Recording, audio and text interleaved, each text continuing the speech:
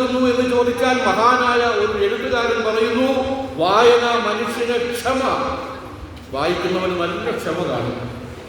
അനാസക്തി, ഒന്നിനോടും ആസക്തി ഉണ്ടാവില്ല, ഒന്നിനോടും വലിയ ആവേശം ഉണ്ടാവില്ല. വായന നിങ്ങൾക്ക് ക്ഷമയും അനാസക്തിയും തന്നെ. ഒരു വായനക്കാരനെ എങ്ങനെ തിരിച്ചറിയാം? പുസ്തകം എപ്പോഴും കയ്യിലുള്ളവനല്ല വായനക്കാരൻ.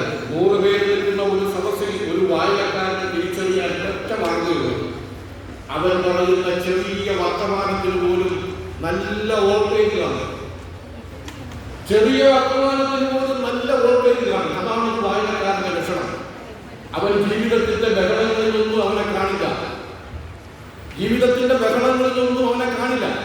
ഒരു വൃക്ഷത്തിൽ നിന്ന് നിശബ്ദമായി ജീവിക്കുകയും ഒരു വൃക്ഷത്തിൽ നിന്ന് ഇല പൊഴിയുന്നത് പോലെ ജീവിതത്തിൽ നിന്ന് പൊഴിഞ്ഞു പോകുകയും ചെയ്യുന്ന ഒരു വായനക്കാരനെ മനുഷ്യൻ തിരിച്ചറിയണമെന്നില്ല.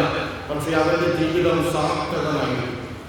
അതുകൊണ്ട് വായന നൽകുന്ന ആ അറിവ്, ജ്ഞാനം, മനസ്സിന് നൽകുന്ന കരുത്ത് എല്ലാം അനന്തമാണ്. അതുകൊണ്ട് വായന നമ്മുടെ വായനാ രക്ഷാകരണത്തിൽ നിങ്ങളൊരു പ്രതിജ്ഞ എടുക്കുക. വായന എന്ന ദിനചര്യയായിരിക്കണം. പഠിക്കുന്ന ക്ലാസ്സിൽ പഠിപ്പിക്കുന്ന